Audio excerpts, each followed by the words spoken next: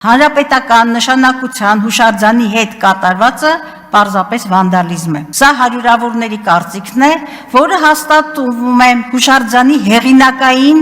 իրավահաջորդների և մասնագիտական շրջանակների գնահատականներում։ Շուրջ 740 միլիոն գնահատված վերանորոգման պայմաններում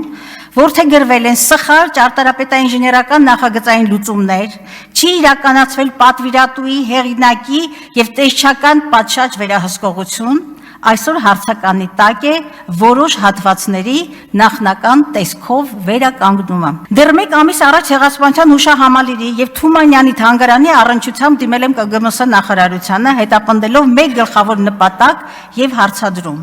Ինչու պատշաճ մասնագիտական և օրինական կարգավորումների շրջանակներում չեն իրականացվել վերապահված գործառույթներ կանխելու հուշարձանի վնասումը։ Ստացել եմ մեծածավալ պատասխան, սակայն մտահոգություններս ոչ միայն չեն փարատվել, այլև ցավալիորեն հաստատվել են։ Ուշադրություն։